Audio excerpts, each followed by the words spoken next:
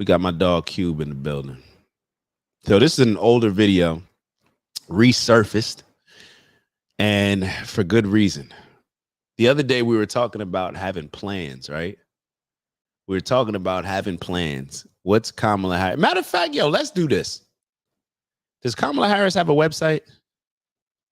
Because maybe I'm wrong. Kamala Harris website. Let's see what Kamala Harris for president. So KamalaHarris.com. Let's just go to the website. I'm going to share the screen. I'm going to share the screen because we talked about plans. We want to be able to understand what the candidates represent that we're voting for. So if you look at the screen, hold on. This is Kamala's website. This is Kamala's website. Let's see. Let's see what Kamala's website looks like. Don't miss out. Stay informed by signing up for notifications from Team Harris. Organizing, merch, general, no. Donate for your chance to meet Vice President Kamala Harris. It's like some Chris Brown shit. This is what Chris Brown do with his fans. Like meet and greet. Your flight, your hotel stay, and an opportunity to get a photo with Kamala and Tim Walz. I haven't even seen this. This is the Chris Brown joint. But you're actually just donating for a chance. Donate any amount for your chance to win. This is cute. The 47 for the 47 president, I guess. Let's close that out. Okay, so that's it. Just join the campaign, sign up, email address. Let's see. I'm sure they got some policies on here somewhere. Meet Kamala Harris. Okay, so as the daughter of parents who brought her to civil rights marches, no policies yet. Just gives a little bit of background. Says, I guess, I don't know if this is policy. In the U.S. Senate, she led on legislation to raise wages and bring down costs for American families. You got to give me some details about that. Gives a little bit on what she did as California's attorney general. So I guess we're just basing things off of what she did before vice president, because I see no policies on here. On January 20th, 2025, if we all do our part, she will once again make history, and she will make sure the doors of opportunity are wide open for us to follow. Nothing on here addresses anything with policy. Nothing on here talks about the policies that she put in play with Biden. Nothing on here talks about, from what I could just see by scrolling, nothing on here gives any insight whatsoever as far as her plan of action for moving forward if she does become the president.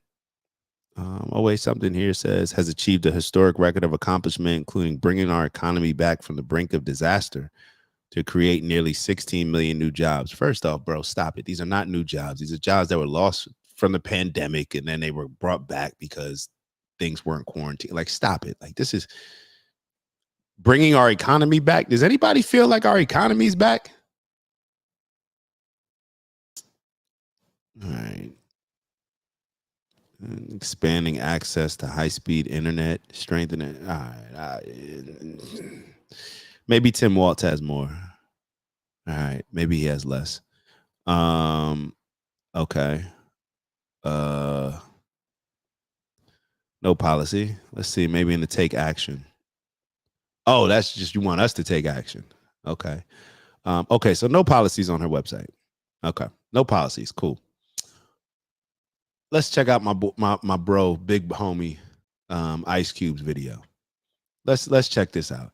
I just went to the website. How can you run for, like, literally there's more information on my Instagram about how I feel about the world, how I feel about policies, just how I feel about society than she has on her website, and she's running for president. If her page was a LinkedIn page, it would be the type of page where it's like, oh, yo, you still got to complete your page. Like, you just had a bio on there. Like, that's it. But literally, people are so convincing that she's going to, you heard Ricky Smiley crying. People are so convinced that she's going to be the one. She's going to be the one that's going to lead us. But what is it based on? Like, what is it based on? I don't know. Let's take a look at my dog Cube, and we'll finish up there. Yo, what's up? This your homie Ice Cube. Here to talk to my black folks. You know, I just want to be straight up. Now, keep in mind, to give some context, this was when he put together the plan for Black America. So that's why he specifically, excuse me, that's why he specifically started off saying, you know, this is talking to the black folk. But in all actuality, y'all know how I feel. I think everybody needs to be involved in a lot of these messages, hear a lot of them. And then we have a question. We're not going to make it to the Vivek interview, but one of the questions that I had regarding the Vivek interview is, should we identify as American first, or should we identify with something else? So neither here nor there, but let's listen to Cube. Always a pleasure hearing Cube. And we appreciate what Cube did. Cube put together a plan, put up money, resources, time, effort, energy to put together a plan, a real plan that would improve conditions for Black people in America. That's what he decided to do. That's the fight that he took on. And he was ignored. Nothing has moved, you know, from there. He actually came out and said how much it actually hurt him, and a lot of the stuff that he does with the big three. It's a shame. It's a shame that he decided to put together that plan during the pandemic, and Kamala, or even Trump, we'll look at Trump on the next one, that they have not identified any policy. They have no policy on their website, no plan of action, no playbook that we can give us, but then we complain about Project 2025. We don't read it, but we just complain about it because of Joy Reid and her history lessons of what she gives to us about it, right? But, okay, all right. Yo, what's up? This your homie Ice Cube. Here to talk to my black folks. You know, I just want to be straight up because there's a lot of messages going out about this election. First and foremost. Now, keep in mind, he's talking about the last election when this video came out, I believe. Anybody telling you that you gotta vote, that it's your duty, that you have to exercise the right, and that people died for you to vote. Sounds like Ricky Smiley. For one,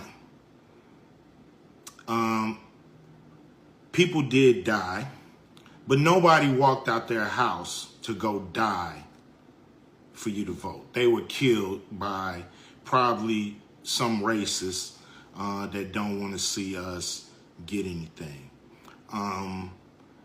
But what I'm saying that to say this: be skeptical of anybody telling you to vote and not telling you to ask for anything, or to tell you to just vote and not to get anything for your vote.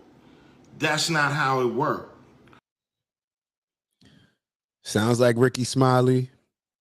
Sounds like President Joe Biden when Charlemagne's asking him, you know, questions about the things that he's going to do to improve conditions for Black Americans. When he's asked how he's going to improve the lives of Americans, yes, who happen to be Black, but Americans. I'm an American. So when Charlemagne, another American, asked Joe Biden, an American, what he's going to do for a population of American people that have suffered in this country, what he's going to do for them, and he responds and says, you ain't Black if you don't vote for me. Like, I'm not even going to compare myself to Trump. You ain't Black if you don't vote for me. You don't need an explanation. Just vote, nigga. That's what I heard, right?